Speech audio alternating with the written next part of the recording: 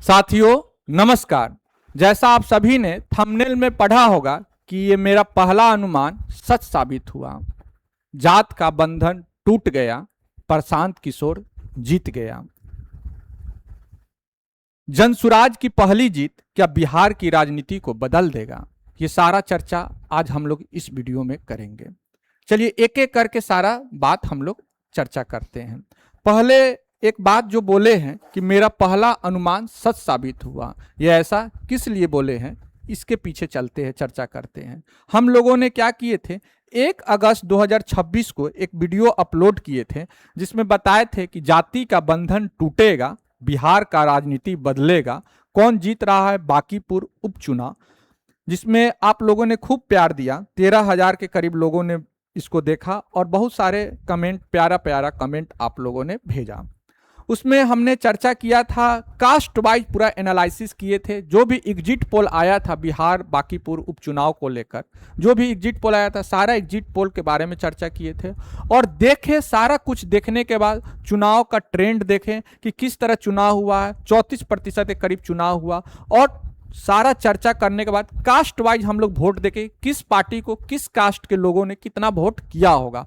और उसमें बताए थे हम कि प्रशांत किशोर को यानी कि जनसुराज को 65,000 के करीब वोट आएगा। ये 65,000 यहाँ पे हम लोग एग्जैक्ट बताए थे कि 65,000 के करीब जनसुराज को वोट आएगा प्रशांत किशोर को।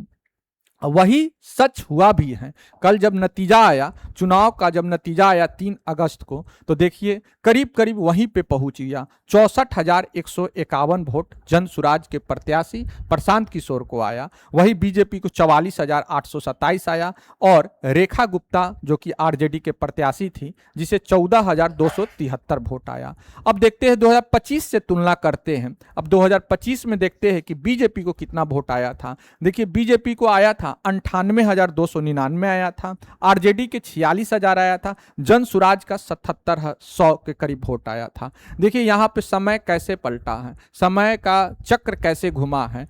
जो जनसुराज को मात्र 77,100 के करीब वोट आया है, प्रशांत किशोर के अथक प्रयास और अथक परिश्रम से देखिए अभी वोट उनको आया 64,000 के करीब, 65,000 के करीब वोट आया है और ये पहले स्थान पे गए। जो बीजेपी का जो गढ़ माना जाता है बांकीपुर, जो लगातार 30 साल से कभी नहीं हारे, नितिन नवीन लगातार जीत रहे थे, 5 बार से तो लगातार विधायक थे वहाँ के।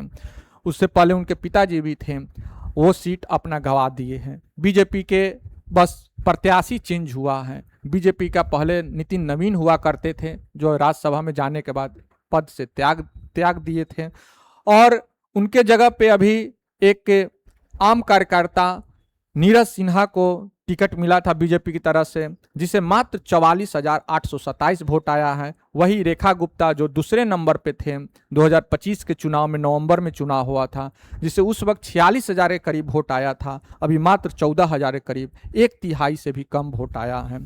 तो देखिए समय ऐसे ही घूमता है। जो अभी देखिए चर्चा कर ही रहे थे कि 64,151 वोट जनसुराज को आया है और प्रशांत किशोर चुनाव को जीत गए हैं। और बताए भी थे, उस वीडियो में भी बताए थे कि 1,30,000 के करीब टोटल वोट हुआ है, 1,30,000 के करीब टोटल वोट हुआ था।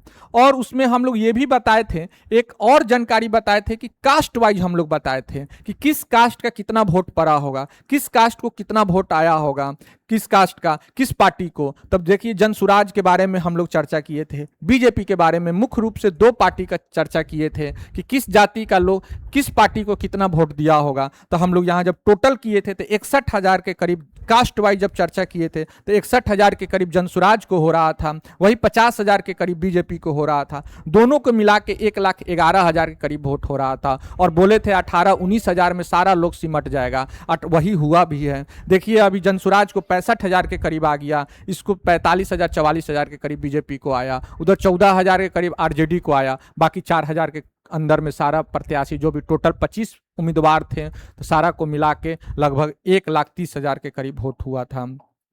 चलिए एक बात और कि क्या जनसुराज की पहली जीत बिहार की राजनीति को बदल देगा, इसके बारे में अब हम लोग चर्चा करते हैं।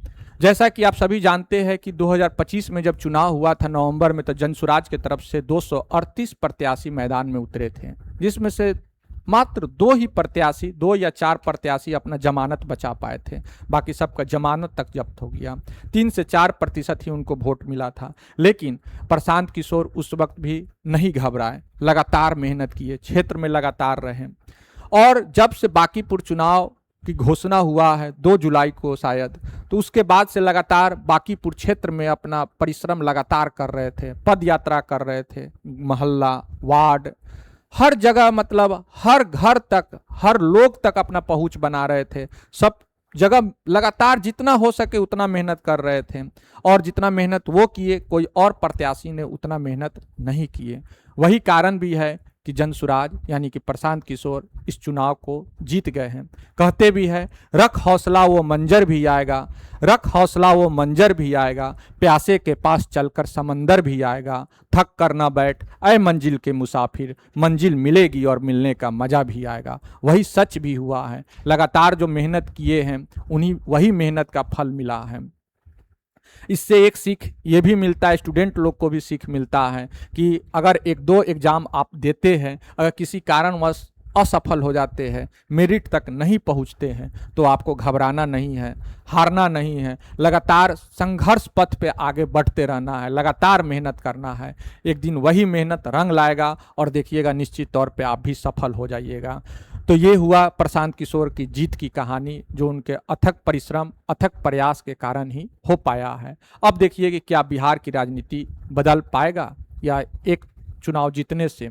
तो प्रशांत किशोर का कहना है कि मेरे जीतने से, मेरे विधायक बनने से पूरा बिहार तो नहीं बदल सकता है, लेकिन जो 242 और विधायक है, टोटल विधायकों की संख्या 243 है, जिसमें से एक प्रशांत किशोर, अब 242 विधायक और भी है। तो उनके मन में ये डर पैदा होगा कि हमें क्षेत्र में मेहनत करना होगा, लगातार लोगों के बीच में रहना पड़ेगा, काम करना होगा, क्योंकि जब बीजेपी का उतना पुराना किला ढह सकता है, जो 30 साल से कभी नहीं हारे, तो कोई दूसरा भी चुनाव हार सकता है। तो इसलिए प्रशांत किशोर का ये साफ कहना है कि जो भी होगा उनके मन में ये डर पैदा होगा कि नहीं, हमें भी आप लोगों के बीच में रहना है, काम करना होगा, पूरी ईमानदारी से काम करना होगा, खूब परिश्रम करना होगा। बिहार कैसे आगे बढ़े उसके लिए प्रशांत किशोर तो अपने क्षेत्र में काम करेंगे। प्रशांत किशोर का कहना भी है कि बांकीपुर विधानसभा को एक ऐसा आदर्श विधानसभा क्षेत्र बनाएंगे कि ताकि पूरे बिहार के लिए एक उदाहरण पेश होगा। उनका साफ कहना है कि राशन में कोई अब गड़बड़ी नहीं होगा, जो भी पेंशन है, जो सरकार का लाभार्थी योजना है, उसमें कोई गड़बड़ी नहीं, जन जन तक पहुंचेगा। मतलब जो भी मतलब लोगों का तकलीफ दुख है वो आने वाला समय में जल्द ही खत्म होगा, ये प्रशांत किशोर का कहना है। और कल जब चुनाव जीते तो वो साफ घोषणा किए कि अगले 2 से 3 महीना में फर्क आप लोग को जरूर दिखेगा कि बांकीपुर विधानसभा क्षेत्र कैसे आगे बढ़े, कैसे अच्छा बने। और उनका एक घोषणा और भी बहुत चर्चा में था कि आने वाला 1 साल के अंदर जो भी गरीब बच्चे हैं, या तो उनको सरकारी स्कूल में जहां अच्छे से पढ़ाई हो वहां वो पढ़ेंगे, नहीं अगर सरकारी स्कूल का अच्छा व्यवस्था नहीं है तो उसको अंग्रेजी विद्यालय में अगले 1 वर्ष के अंदर में एडमिशन होगा, और उसका सारा खर्च प्रशांत किशोर जनसुराज के तरफ से लिया जाएगा। तो इस तरह प्रशांत किशोर अपना जो चुनाव में वादा किए हैं, उम्मीद करते हैं कि वो अपने वादा पे पूरे कायम उतरेंगे, खरा उतरेंगे और लगातार मेहनत करेंगे और बिहार को एक अच्छे दिशा की ओर ले जाएंगे।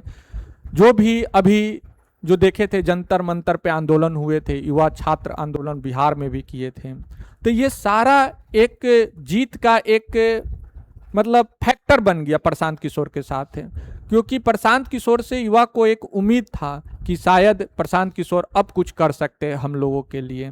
वो एक उम्मीद के साथ युवा लोग इनसे जुड़े, और जो भी युवा वर्ग है वो मैक्सिमम लोग इन्हीं के साथ जुड़े। मीडिया रिपोर्ट में ये भी बताया गया कि दादा दादी बीजेपी आरजेडी के साथ, और माता पिता बच्चे लोग जो भी वो थे वो जनसुराज के तरफ मूव किए, जनसुराज को पसंद किए। यही कारण है कि जनसुराज को सभी कास्ट का वोट, सभी जाति का वोट, सभी वर्ग का वोट आया है और चुनाव को जीते हैं। तो उम्मीद करते हैं कि आपको सारा बात अच्छे से समझ में आया होगा। तो अभी के लिए इतना ही, मिलते हैं फिर किसी नेक्स्ट वीडियो में। Thank you so much.